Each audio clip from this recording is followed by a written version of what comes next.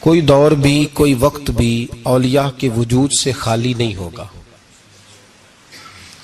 ایک لفظ بعض لوگ بولتے ہیں جو اچھا نہیں ہے، کہتے ہیں جی اس دور میں کوئی نہیں اللہ کا ولی۔ یہ کیسے ہو سکتا ہے؟ یہ کیسے ممکن ہے؟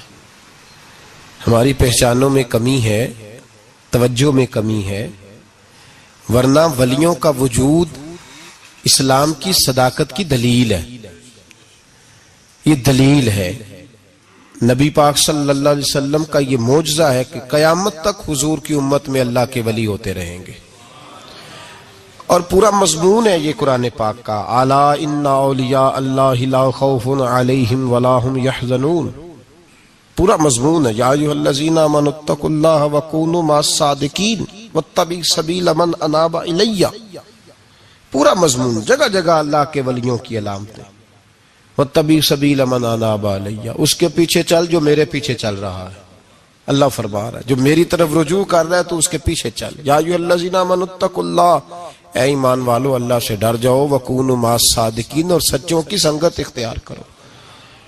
درجنوں آیات، فاسألوا اہل الذکر، فرمایا ذکر والوں سے پوچھ لیا کرو، ان کنتم لا تعلمون، اگر تمہیں علم نہ ہو تو پوچھ لیا۔ ہر نماز میں صراط الذین انعمت علیہم، ہر نماز میں کہہ رہا صراط الذین انعمت علیہم، یا اللہ ان لوگوں کے رستوں پہ چلا جن پر تو نے انعام۔ اور وہ کون ہے؟ قرآن نے کہا انعم اللہ علیہم من النبیین والصدیقین والشہداء والصالحین۔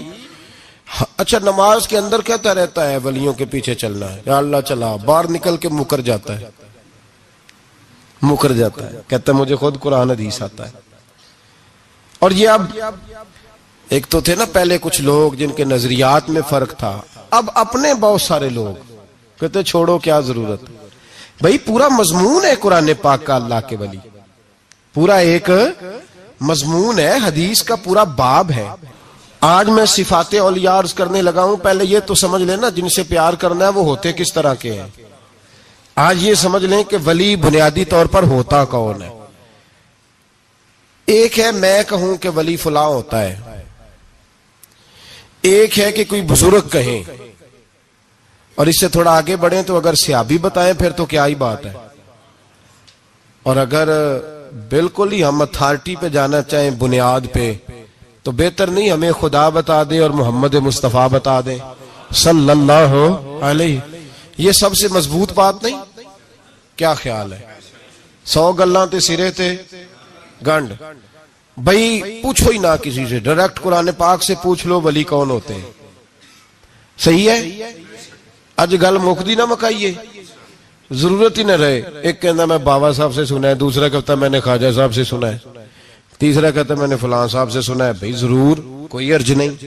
یہ سارے لوگوں کی بات، سارا آنکھوں پہ، پر جو بات اللہ بیان فرمائے، جو بات اللہ کے قرآن بیان فرمائے وہ سب سے مضبوط ہے کہ نہیں؟ تو قرآن نے ولیوں کی علامت بیان کی۔ سورہ توبہ ہے، آیت نمبر 112 ہے، 11واں سپارہ ہے، گھر جا کے پڑھیں۔ اللہ فرماتے ہیں ولی کون ہوتے ہیں، میرے کامل بندے کون ہوتے ہیں۔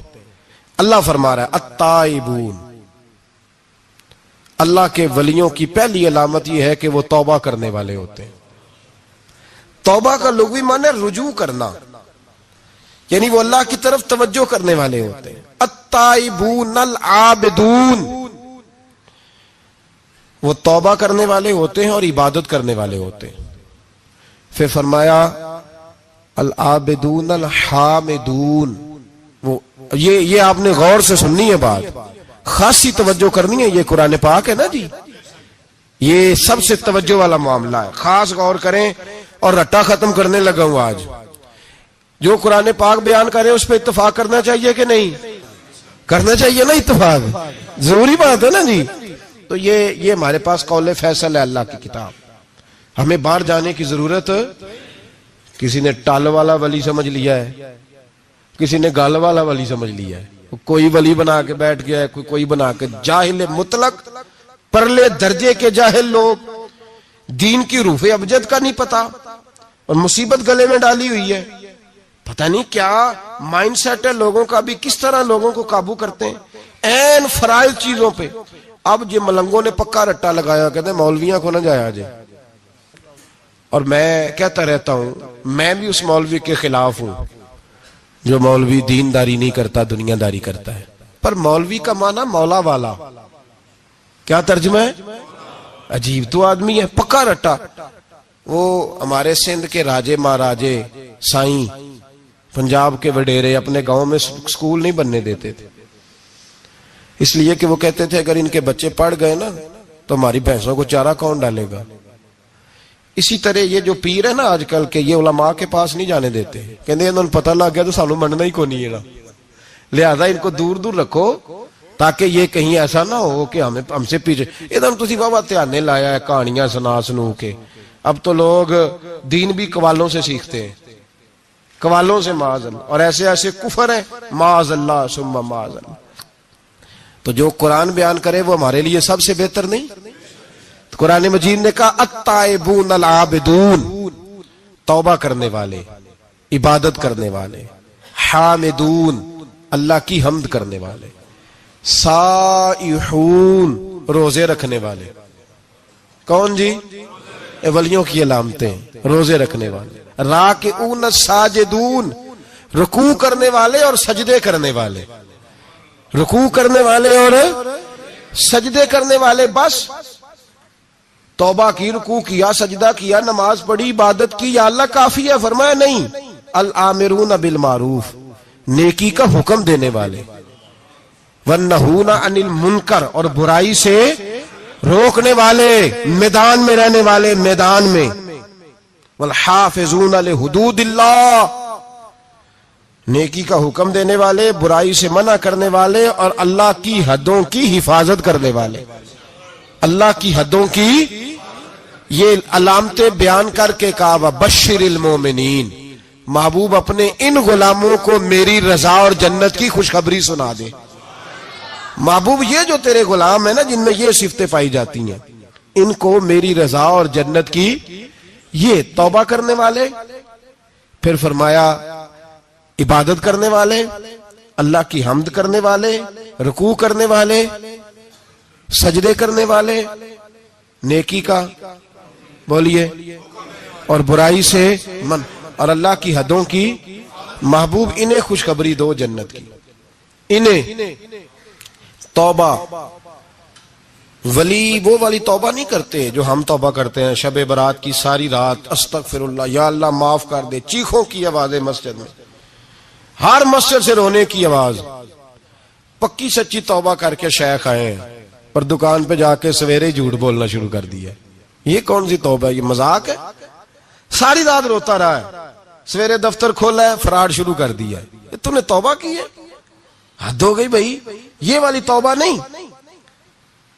ایک توبہ میرے نبی پاک بھی کیا کرتے تھے۔ بھائی توبہ تو ہے رب سے رشتہ بنانے کا نام، میرے نبی پاک بھی ایک توبہ کرتے تھے۔ بخاری مسلم میں حضور نے فرمایا میں ایک دن میں 100 مرتبہ استغفار کرتا ہوں۔ اس کا کیا مطلب تھا؟ امت کو تعلیم دینے کے لیے۔ یہاں تو میرے طرح کے بہت سارے لوگ جب گفتگو کرتے ہیں تو لگتا ہے اپنے آپ کو بڑا پرہیزگار سمجھتا ہے۔ بہت سارے لوگ، کبھی کسی کو تکلیف تو نہیں دی، میں نے تو کبھی کسی کا برا نہیں چاہا۔ جب ہم بات کر رہے ہوتے ہیں تو صرف ہم نیک ہوتے ہیں۔ اللہ کے بندوں کا یہ طریقہ، ان کا یہ سٹائل نہیں، یہ طریقہ نہیں۔ حضرت امام احمد بن حنبل فرماتے میں غلام خریدنے گیا،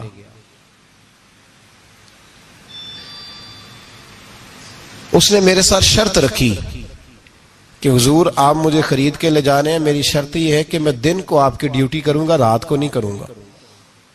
فرماتے میں لے آیا، گھر لا کے میں نے پوچھا تیرا نام کیا ہے؟ کہنے لگا حضور غلاموں کا نام نہیں ہوتا۔ کھائے گا کیا؟ حضور غلاموں کی چاہت نہیں ہوتی، جس نام سے پکارو گے آ جاؤں گا، جو دو گے کھا لوں گا۔ کہا کس کمرے میں رہو گے؟ کہا حضور غلاموں کے نخرے نہیں ہوتے۔ کہتے میں نے کہا پھر بھی یہ کمرے ہیں پسند کر لو۔ ایک ٹوٹا پھوٹا سا کمرہ اس نے پسند کر لیا۔ امام احمد بن حنبل فرماتے ہیں میں اسے کام بتاتا پر اتنی محنت سے کرتا کہ کمال کر دیتا، میرے اشارے سمجھتا۔ ایک دن میں تہجد کے وقت اٹھا، اس کے کمرے میں گیا تو وہ توبہ توبہ پکار رہا تھا۔ سنو ولیوں کی توبہ، فرماتے اس کے کمرے سے چیخنے کی، یا اللہ معاف کر دے، یا اللہ معاف کر دے، اللہ معافی دے دے، تڑپ رہا ہے، رو رہا ہے۔ اور امام احمد بن حنبل فرماتے ہیں حال یہ ہے کہ اس کے کمرے سے لے کر آسمان تک نور ہی نور پھیلا ہوا ہے، نور ہی نور، اور وہ روتا ہے یا اللہ معاف کر دے، یا اللہ معاف کر دے۔ فرماتے ہیں میں سوچنے لگا معافی کس چیز کی مانگ رہا ہے؟ فرماتے ہیں وہ خود ہی بولا، اور معافی دیکھو بھائی، توبہ دیکھو اللہ والوں کی۔ کہنے لگا اے اللہ میں تیرا بندہ ہوں، تو نے زندگی دی، نعمت دی، آنکھیں دی، کان دیے، سانسیں چلائیں، بغیر مانگے سارا کچھ دیا۔ چاہیے تو یہ تھا کہ میں دن رات تیری بارگاہ میں جھکا رہتا، پر مجھے معاف کر دے۔ میرے اوپر امام احمد بن حنبل کے بھی حقوق ہیں، میرے مالک کا بھی حق ہے، اس لیے میں دن سارا عبادت نہیں کر سکتا، بس 5 نمازیں پڑھ سکتا ہوں، رات میں جاگتا رہتا ہوں تیرے حضور۔ اللہ وہ جو سارا دن میں عبادت نہیں نہ کر پاتا مجھے معاف کر دے، خدایا میری غلطی معاف کر دے، اللہ مجھے بخش دے۔ اور راتی ساری کر کر زاری، نیند اکھاں تھی توندے، فجرے ہوئی گناہگار کا آون، سب تو نہیں، یا اللہ چاہیے تھا میں 24 گھنٹے سجدے کرتا، بخش دے، یہ میری خطا معاف کر دے۔ ساون کی کالی راتوں میں جب بوندا باندی ہوتی ہے، وہ راتوں کو اٹھ اٹھ روتے، جب خلقت ساری سوتی ہے، اور درویش کہنے لگے رات پوے تے بے دردانو، نیند پیاری آوے، درد مندانو یاد سجن دی، ستے امیان جگاوے۔ یا اللہ معاف کر دے، میں سارا دن سجدے نہیں کر پاتا، سارا دن لمبی نہ، معافی دے دے، یہ توبہ ہے اللہ والوں کی۔ امام احمد بن حنبل فرماتے ہیں فجر کے وقت وہ میرے ساتھ مسجد گیا، میں نے اس کا چہرہ دیکھا، میں اس کو کونے میں لے گیا، میں نے کہا جا تو اللہ کی رضا کے لیے آزاد ہے، جا میں اپنے حق معاف کرتا ہوں، مکان تیرے پاس رہے گا، کھانا تجھے ملے گا، تو آزاد ہے۔ اس نے کہا حضور ہوا کیا، ہوا کیا؟ ہماری تو خواہش ہے نا کہ بندہ اس وقت ملنے آئے جب میں تسبیح پڑھ رہا ہوں، کوئی اس وقت گھر پہنچے جب میں سجدے میں ہوں، لوگوں کو پتا چلے بڑا نیک ہے، بڑا نمازی ہے۔ اس وقت کسی کی نظر پڑے جب میں بالکل قرآن پاک پہ بیٹھا ہوں۔ فرماتے ہیں جب میں نے کہا نا تو آزاد ہے، تو کہنے لگا حضور کیا ہوا؟ فرمانے لگے رات میں نے تیری توبہ دیکھ لی ہے، توبہ دیکھ لی۔ امام صاحب فرماتے ہیں وہ پھر تڑپ کے رویا، سجدے میں سر رکھا، تو نے یہ کیا عجب کیا، مجھ کو بھی فاش کر دیا، میں ہی تو ایک راز تھا سینہ کائنات میں، میں سراپا مخزن راز تھا، میں رہا تھا مدت و راز میں، یہ تیرا شوق دید کشاں کشاں مجھے بھی کھینچ لایا مجاز میں۔ اے اللہ پردہ ہی کھول دیا ہے تو نے، یہ عبادتیں، یہ توبہ، یہ ریاضتیں، یہ تیرا میرا راز تھا، اللہ تو نے پردے ہی کھول دیے، مہربانی کر مجھے پردہ پوشی عطا فرما، اللہ معاف کر دے، مجھے پردہ پوشی عطا کر۔ حضرت امام احمد بن حنبل فرماتے ہیں سجدے میں اس نے بلند آواز سے اللہ اکبر کہا، پھر وہ گرا، اس کی روح پرواز کر گئی، پرواز کر گئی، چلا گیا، رخصت ہو گیا۔ یہ عاشق کا جنازہ ہے، ذرا دھوم سے نکلے، محبوب کی گلیوں سے ذرا گھوم کے نکلے۔ او بھائی اس بات پہ بھی توبہ ہے کہ یا اللہ میں سارا دن نفل نہیں پیے، یہ اللہ کے ولیوں کی توبہ ہے، سارا کچھ کر کر آ کے نا، سارا کچھ کر کر آ کے پھر بھی معافی، ڈیوٹیاں کر کے ساری پھر بھی معافی، یا اللہ معاف کر دے، سارا دن عبادت کر کے پھر بھی کہتے اللہ بخش دے۔ وہ نیکوکار ہونے کے باوجود توبہ کرتے ہیں، یہاں گناہگار ڈٹے ہوئے، ڈٹ گئے۔ توبہ بندے کو اللہ کے قریب کر دیتی ہے۔ ہم لوگ کہتے ہیں گناہ ہوں گے تو توبہ کریں گے نا، اور ہمارے زمانے میں تو گناہگار ہے ہی نہیں، سارے نیکوکار ہیں، اللہ ماشاءاللہ۔ گناہگار ہوں گے تو توبہ کریں گے۔ کئی دفعہ نا ہمارا بھائی ناراض ہو جاتا ہے، دوست ناراض ہو جاتا ہے، تو وہ جب ناراض ہوتا ہے نا بہت زیادہ بولتا نہیں تو ہم پھر قریب جاتے ہیں, اس کو پوچھتے ہیں کیا بات ہے, کیوں ناراض ہے, ادھر دیکھیں میری طرف, کیوں ناراض ہے, کیا ہوا؟ وہ کہتا ہے نہیں نہیں بس چھوڑو, ہمیں نہیں پتا ہوتا, تفصیل پوچھنی پڑتی ہے, بات کرنی پڑتی ہے. پھر وہ بتاتا ہے کہ وہ جو تو نے ایک جملہ کہا تھا نا وہ تجھے نہیں کہنا چاہیے تھا. پھر ہمیں خیال آتا ہاں مجھ سے غلطی ہو گئی. پھر ہم کیا کرتے ہیں, معافی مانگتے ہیں, راضی کرتے ہیں. ہوتا ہے ایسے کہ نہیں ہوتا ہے نا جناب؟ تو بندے سے تو بعض اوقات ایسا معاملہ ہو جاتا ہے تجھے پتا نہیں, تو کیا اللہ کی ایسی نافرمانی نہیں ہوتا تھی جس کا تجھے پتا ہی نہ ہو؟ اللہ کے بندے روز رات کو معافی مانگ کے سوتے تھے, روز. پتہ نہیں کوئی انجانے میں جملہ نہ نکل گیا ہو. ہر وقت ڈرے رہتے تھے, سہمر بندوں سے نہیں, کس سے؟ زور سے بولیے. ڈرے رہتے تھے یا اللہ معاف کر دے. ان کی طبیعتوں پہ خشیت طاری رہتی. ہم دلیر لوگ ہیں, توجہ نہیں کرتے عزیز بھائی. اور ہم اس وقت توجہ کرتے ہیں جب مہلت ختم ہو جاتی ہے, جب سزا کا وقت شروع ہو جاتا ہے.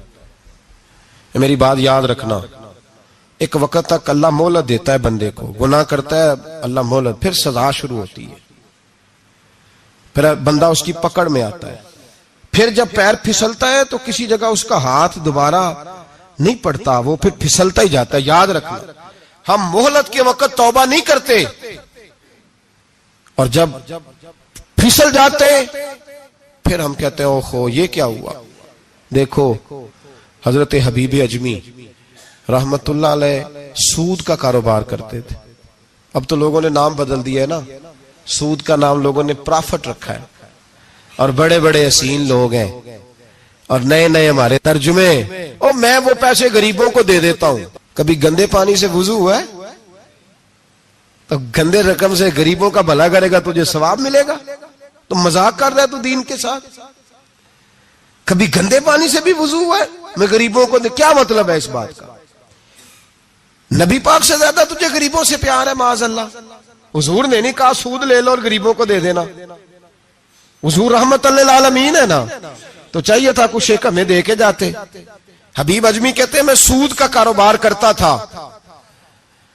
حضرت حسن بصری کبھی کبھی مجھے ملتے تھے اور مجھے فرمایا کرتے تھے مہلت سے فائدہ اٹھا, کہیں ایسا نہ ہو تیری سزا شروع ہو جائے. مہلت سے فائدہ اٹھا, اللہ نے مہلت دی ہوئی ہے. تو سمجھتا ہے میں بڑا سمارٹ ہوں, میری بڑی عقل ہے, میں کہیں الجھ نہیں رہا, میں جا رہا ہوں دھوکے دیے جا رہا ہوں تو کوئی مجھے پکڑ ہی نہیں رہا. یہ مہلت ہے, فائدہ اٹھا, ورنہ پھر جب وہ پکڑنے پہ آتا ہے ان بطش ربک لشدید, پھر اس کی پکڑ سخت ہے. توبہ کر لے, مہلت کے وقت توبہ کر. کہتے میری دل پہ بات اثر نہیں کرتی تھی, میں جی کرتا ارادہ کرتا پر چپ کر جاتا. میرے پاس بڑی رقم تھی, لوگوں کو دے رکھی تھی سود پہ, میں وہ پیسے لاتا اور اسی سے میرا سارا کام چلتا. میں نے تجزیے پڑھے ہیں, مجھے یقین نہیں آتا, ویسے میں نے تجزیے پڑھے ہیں کہ لوگوں نے اربوں روپیہ بینکوں میں رکھا ہوا ہے. مجھے نہیں پتا, لیکن میں نے جو اخباروں میں پڑھا اربوں روپیہ ہے, اور لوگ سود کا کاروبار کرتے ہیں اور کمائی کھاتے ہیں سود کی. معاذ اللہ, استغفر اللہ. فرماتے میں نے کہا مولوی پیر صوفی بتاتے ہی رہتے ہیں, میرے پہ اثر نہیں ہوتا تھا. فرماتے ایک دن نا ایک بندے کی گوشت کی دکان تھی, اس سے میں نے سود لینا تھا, میں اس کی دکان پہ گیا, پیسے رکھ. اس نے کہا یار مہلت دے. نہیں ہے. کہا ادھر پیسے رکھ. یار نہیں تیری مہربانی. کہا چل پھر اتنے کلو گوشت اتار, لیکن پیسے پھر بھی باقی ہیں سود والے. کہتے وہ گوشت میں اتار کے لایا, میری بیوی بھی مجھے روز سمجھاتی تھی کہ باز آ جا. کہتے میں گوشت گھر لایا, حضرت بی بی اجمی کہتے ہیں میری بیوی نے پکانے کے لیے ہنڈیا چولہے پہ چڑھائی, اور ابھی اس نے مسالہ ڈال کے اس کے اندر چمچہ گھمایا ہی تھا کہ وہ سارا خون بن گیا. میری بیوی چلائی, کہنے لگی جلدی آ, تو بھی برتن لا, بچے بھی بلا, میں بھی بیٹھتی ہوں. یہ خون بن گیا جو تو غریبوں کا نچوڑ کے لایا تھا, آج خون پیئیں گے سارے, آ جا. کہتے ہیں میرے ذہن میں بات گونجی حضرت حسن بصری کی کہ وقت پہ توبہ کر لے, کہیں تیری سزا نہ شروع ہو جائے. مہلت کے وقت توبہ کر, کہیں سزا نہ شروع ہو جائے, آج بچ جا. فرماتے آواز گونجی, میں سمجھ گیا کہیں سزا تو نہیں شروع ہو گئی. میں تڑپا, بچے گود میں بٹھا کے میں کھول کے رویا. میں نے اپنی بیوی سے کہا آج کے بعد نہیں کرتا. کہنے لگی جا پھر. توبہ پہ قائم وہی رہتا ہے جو کسی ولی کے لڑ لگ جاتا ہے. تو ادھر توبہ ادھر ٹوٹ جاتی ہے. جا کسی کے ہاتھ میں ہاتھ دے تاکہ تو توبہ پہ قائم رہے, تاکہ وہ تیری بیٹری چارج کرے, تیرے ایمان کو حرارت دیتا رہے. کہتے میں نکلا گھر سے حضرت حسن بصری کے پاس توبہ کرنے. ابھی میں رستے میں تھا تو چھوٹے چھوٹے بچے کھیل رہے تھے. فرماتے ہیں بچے کھیل رہے تھے, ایک بچہ پکارا, کہنے لگا پیچھے ہٹ جاؤ, پیچھے ہٹو, بہت بڑا سود خور ہے یہ, ایسا نہ ہو اس کا سایہ ہم پہ پڑے تو ہم بھی نحوست والے ہو جائیں, پیچھے ہٹ جاؤ. کہتے ہیں ایک اور چوٹ لگی. میں نے کہا یا اللہ تیری ننھی مخلوق بھی مجھ سے نفرت کرتی ہے, یہ بھی. فرماتے ہیں حضرت حسن بصری کے پاس گیا تو قدموں پہ سر رکھ کے میں بڑا رویا. میں نے کہا میرے لیے دعا کر, عرش کا مالک مجھ سے راضی ہو جائے. سنا ہے جب آپ دعا کرتے ہیں تو بڑی جلدی سنتا ہے. پتا سارا ہے سردار نو کیتیاں دا پردہ چپایا ہی پلا اسی. دعا کر وہ مجھ سے راضی ہو جائے. اب تو میرے بچوں کی ہنڈیا میں خون آنے لگا ہے, مہربانی کر. کہتے ہیں حضرت حسن بصری نے کہا تجھے مبارک ہو, میں دیکھ رہا ہوں تیری توبہ سچی ہے تو اللہ بھی تجھ سے راضی ہو جائے گا. میں دیکھ رہا ہوں تیرے اندر احساس, تیرے لفظ بتاتے ہیں تو کھری تو جا, اللہ بڑا مہربان ہے. کہتے تسلی دی, پیار کیا, کھری توبہ کی, بیعت ہوا, واپس آیا تو بچے وہیں کھیل رہے تھے, ابھی کھیل رہے تھے. فرماتے میں ڈرتے ڈرتے ان کے پاس سے گزرا تو ایک بچہ پکارا, کہنے لگا پیچھے ہٹ جاؤ, پیچھے. اللہ کا ولی حبیب اجمی آ رہا ہے, اللہ کا ولی حبیب آ رہا ہے. کہیں ایسا نہ ہو ہمارے پیروں سے کوئی مٹی اڑے اور ولی کے کپڑوں پہ پڑ جائے اور ہم اللہ کے ولی کے بے ادب ہو جائے. پیچھے ہٹو, رستہ دے دو. فرماتے میں اللہ اکبر کہا. میں نے کہا مالک تیرے قربان جاؤں, ابھی میں نے توبہ کی اور ابھی تو نے اپنی مخلوق کے دل میری طرف موڑ دیے. ابھی بھائی توبہ کھری سچی, مہلت کے وقت توبہ کرو. پھر جب وہ والا وقت آتا ہے نا جب سزا شروع ہو جاتی ہے پھر مشکل ہو جاتا ہے. میرے رسول پاک علیہ السلام نے فرمایا سکھوں میں دعائیں مانگا کرو, رب دکھوں میں جلدی قبول کرے گا. سکھوں میں مانگ لو, دکھوں میں جلدی قبول ہوں گی. تم صرف دکھوں میں مانگتے ہو پھر حکمت الہی کے تحت دیر ہوتی ہے. بھائی پہلی ولی کی صفت یہ ہے کہ وہ توبہ کرنے والے ہوتے ہیں. ولی کی پہلی صفت کیا ہے؟ اقبال نے کہا تھا, اس نے کہا مرید سادہ تو رو رو کے ہو گیا تائب, کاش اس پیر مغاں کو بھی مل جاتی توبہ کی توفیق. اس نے کہا اللہ کرے پیر بھی توبہ کر لے, مرید تو بڑا رو گیا بیچارہ, اللہ کرے یہ بھی توبہ کرے, یہ بھی باز آئے. توبہ انسان کو نوازتی ہے ہر وقت, ہر جملے سے, ہر بات سے. اور ایسی غلطیاں جن کا ہمیں پتا ہے ان سے تو کرنی ہے, جن کا نہیں بھی پتا ان سے بھی. اب کیا کریں؟ التائبون العابدون, اب اللہ کی عبادت کریں. ولیوں کی دوسری صفت کیا ہے؟ وہ اللہ کی. ہمارے زمانے میں نفلوں کا رواج ہی ختم ہو گیا ہے. عصر کی پہلی 4 سنتے ہیں, عشاء کی کتنے فیصد لوگ پڑھتے ہیں؟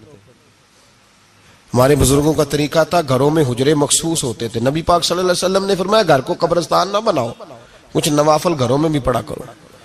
وہ اذانوں سے پہلے وضو کر کے بیٹھے ہوتے تھے, مصلے آباد ہوتے تھے, اور بہت سارے بزرگوں کی قبریں اس جگہ پہ بنی جہاں وہ عبادت کرتے تھے. نفلوں سے دور ہیں ہم, نفلوں سے. نفل سے کیا ملتا ہے؟ نفل پڑھنے سے رب رحمان ملتا ہے, اللہ ملتا ہے نفل پڑھنے والے کو. بخاری مسلم میں موجود ہے میرے نبی پاک صلی اللہ. لیکن شرط یہ ہے کہ نفل اللہ کی رضا کے لیے پڑھے. وہ ساری دنیا کو سویرے بتائے نا کہ جدو میں سویرے 3 بجے اٹھیا نا ادو میں ویکھیا تے کتے پونک رہے سن. یہ تو نے خبر دی ہے کہ میں صبح 3 بجے نہ. یہ کس کے ساتھ راز ہے بولیے؟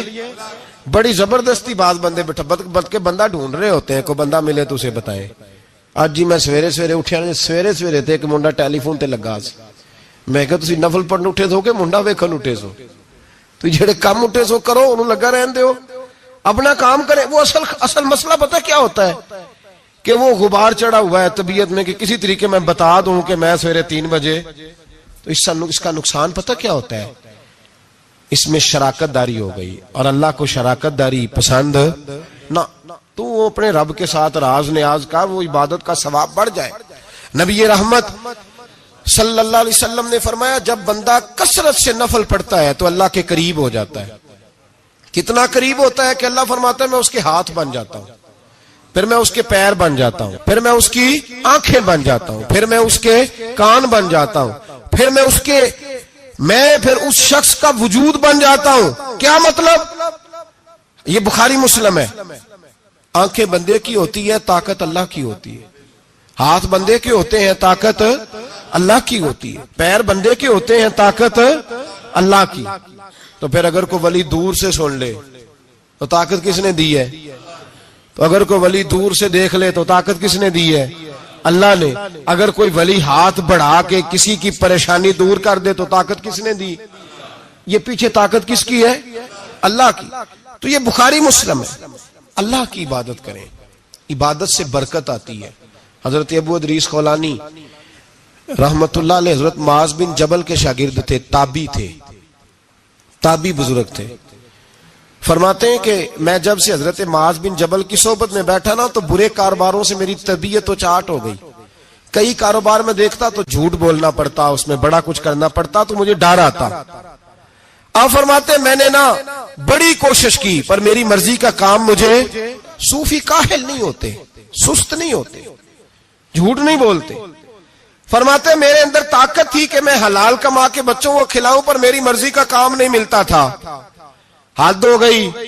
اور جب انسان نیکی کی طرف آتا ہے تو کچھ نہ کچھ آزمائشیں ضرور آتی ہیں, یہ پکی بات ہے, پکی بات.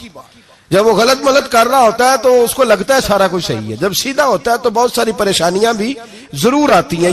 یہ مزاج ہے دین کا.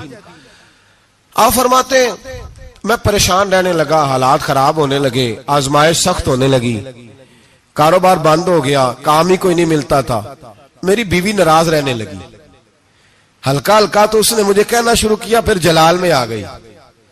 اور ایک دن مجھے کہنے لگی اگر آج نانا کچھ لے کے آئے تو بچے لے کے میکے چلی جاؤں گی. آپ فرماتے میں بڑا پریشان ہوا, نکل گیا فجر پڑھ کے کام کی تلاش میں.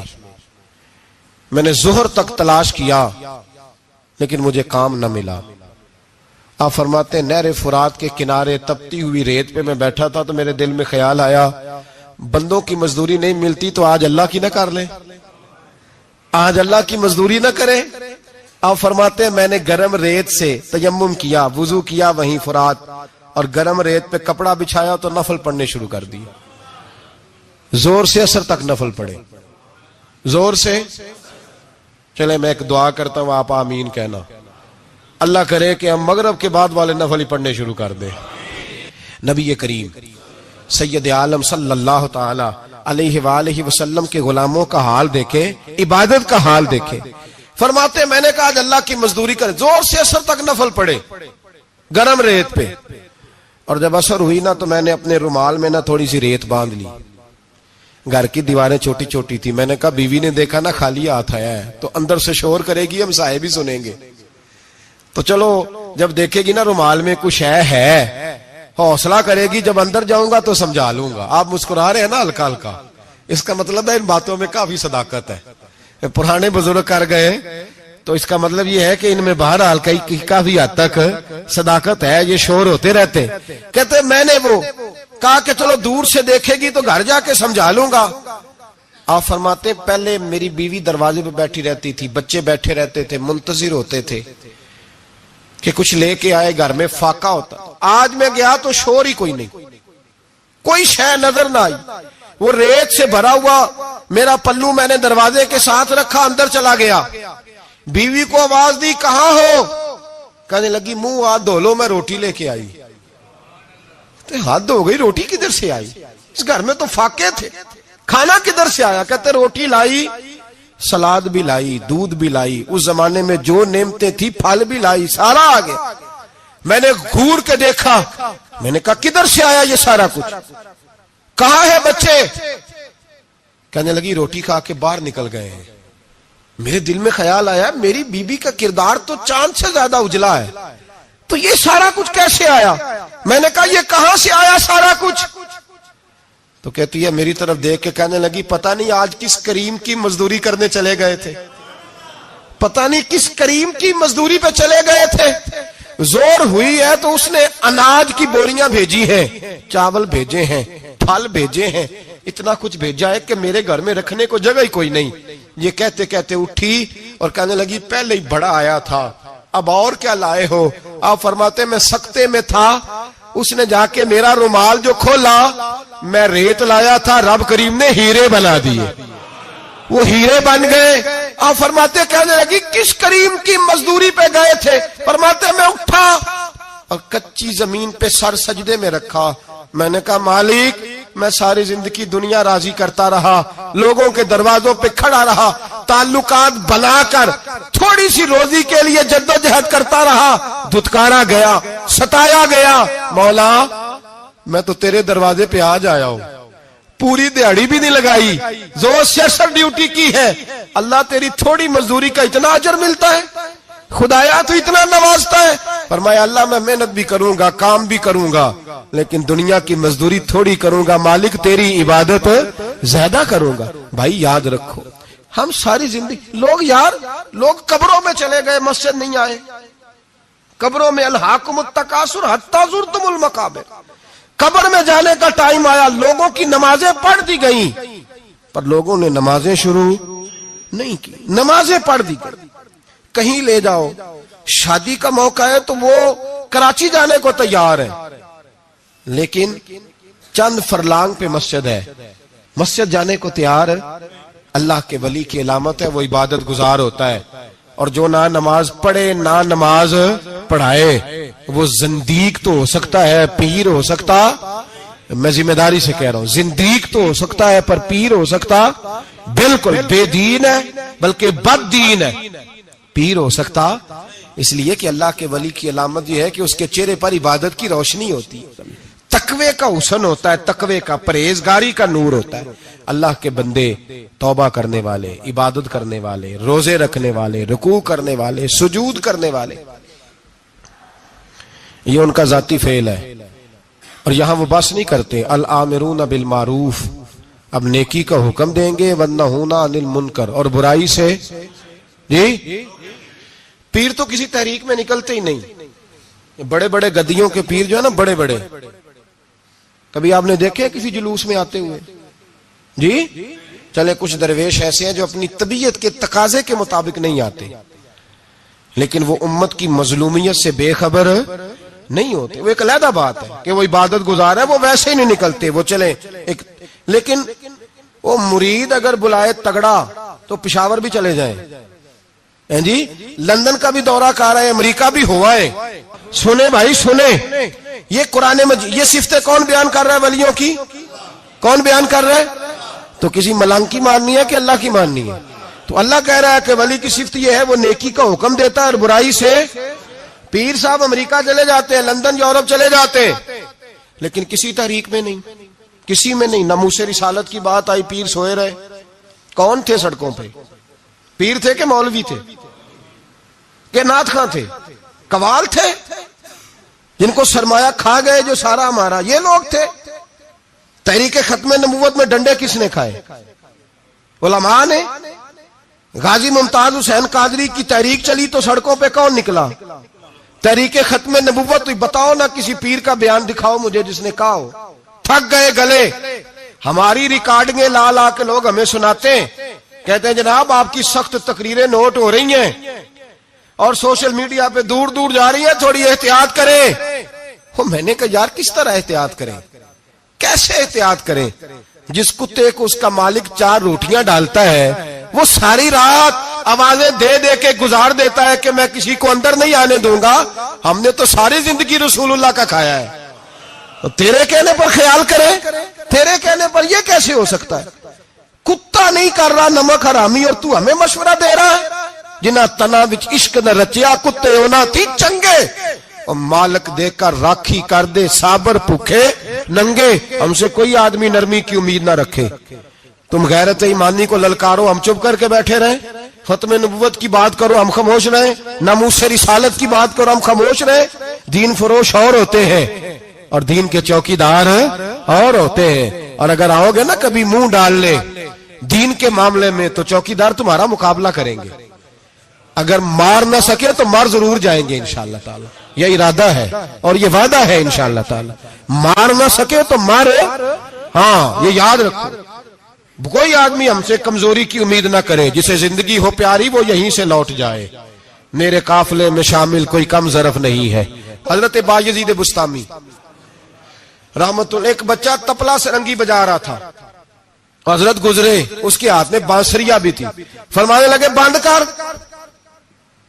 بند کر, میں نہیں بجانے دوں گا. میری موجودگی میں تو بجا ہی نہیں سکتا. میں نائب ہوں اپنے نبی پاک کا, اور حضور صلی اللہ علیہ وسلم کے سامنے کوئی برائی کر نہیں سکتا تھا. نبی کا منصب ہوتا ہے وہ منع کرتے ہیں. اگر نبی منع نہ کرے تو وہ چیز جائز ہو جاتی ہے, حدیث تقریری بن جاتی ہے, اصول میں آ جاتی ہے. فرمایا حضرت بند کر. اس نوجوان نے وہ باجا اٹھایا اور حضرت بایزید کے سر پہ دے مارا. آپ کا سر بھی پھٹ گیا, باجا بھی ٹوٹ گیا. حضرت بایزید علیہ رحمہ گھر گئے. گھر جا کے 2 گھنٹے کے بعد حلوہ پکایا, خادم کو بلایا, فرمایا اس کے گھر جا, یہ تھوڑے سے پیسے دے, اس کا باجا ٹوٹ گیا, اس کا نقصان ہو گیا, اسے نقصان کے پیسے دے اور حلوہ دے, اس کا دل راضی ہو جائے.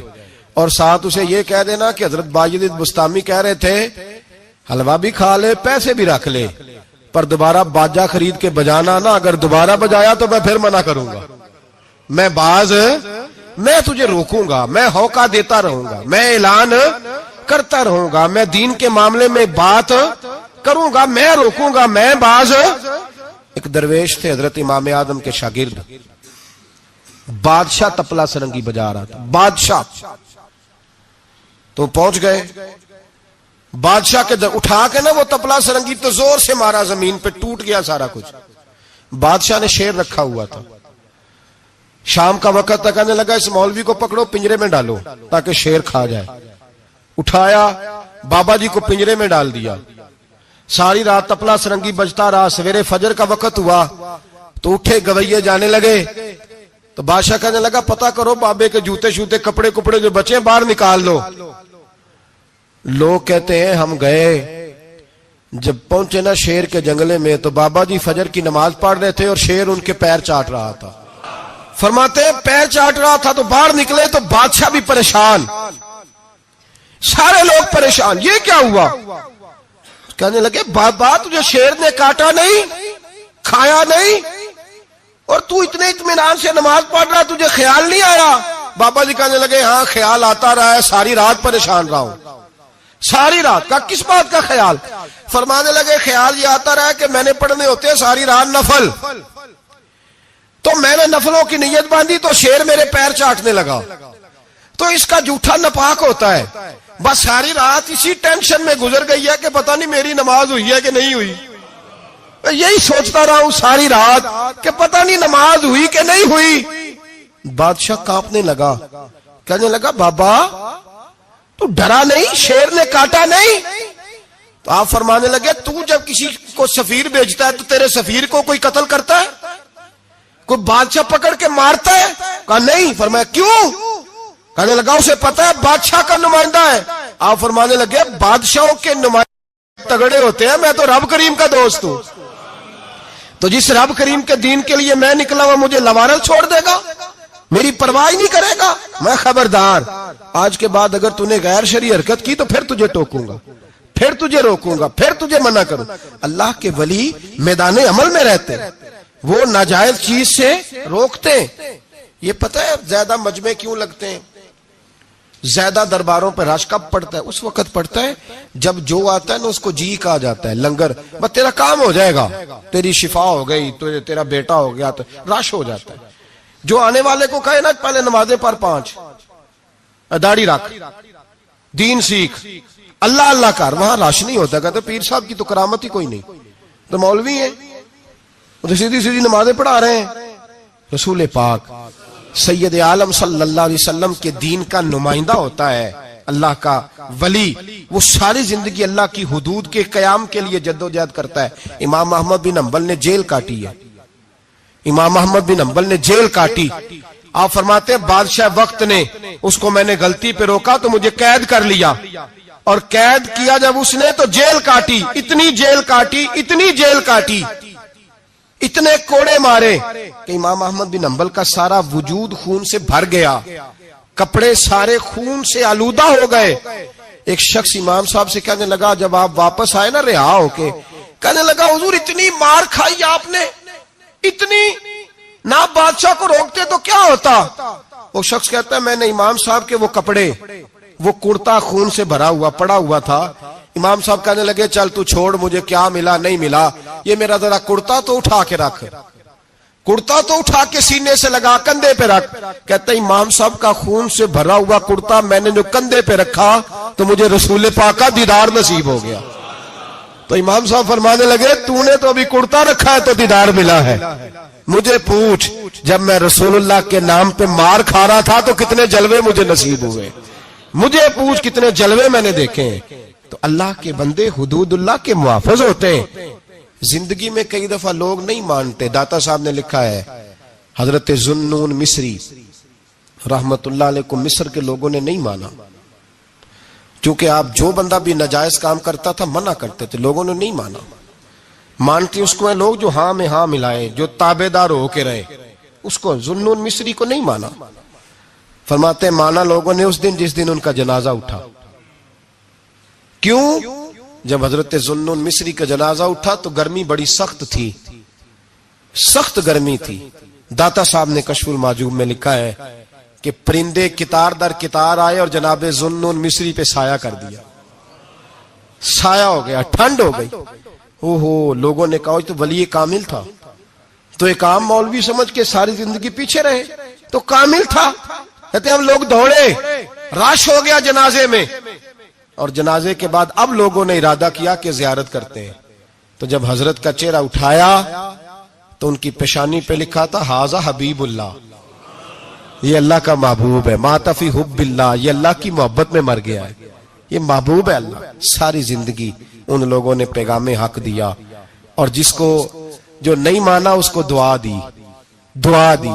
حضرت ذوالنون مصری کے بارے میں داتا صاحب نے لکھا ہے کہ آپ راوی میں دریا میں جا رہے تھے، کسی جگہ بھی آپ کسی سمندر میں دریا میں آپ جا رہے تھے، تو آپ فرماتے ہیں کہ کشتی میں بیٹھے تھے تو سر پہ نا آپ نے سارے بال منڈوائے تھے، ٹینڈ کرائی تھی، پگڑی باندھی تھی، تو کچھ نوجوان وہاں سے گزرے حضرت ذوالنون مصری کے پاس ہے، تو انہوں نے بابا جی کی ٹینڈ کا مذاق اڑایا، مذاق اڑایا، وہ دیکھو ٹینڈ کیسی ہے بابا جی، اور پھر بچے تالیاں بجانے لگے، ہنسنے لگے، پھپتیاں کسنے لگے۔ اللہ اکبر، بڑا مزہ آتا ہے دین کے لیے تانا سننے میں، لطف آتا ہے، ٹھنڈ پڑ جاتی ہے انسان۔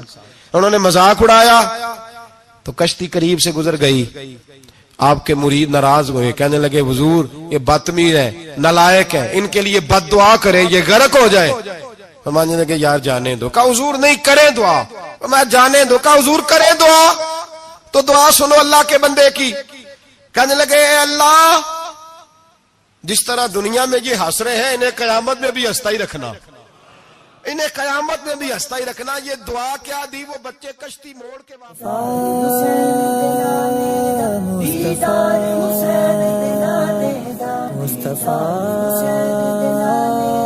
مصطفیٰ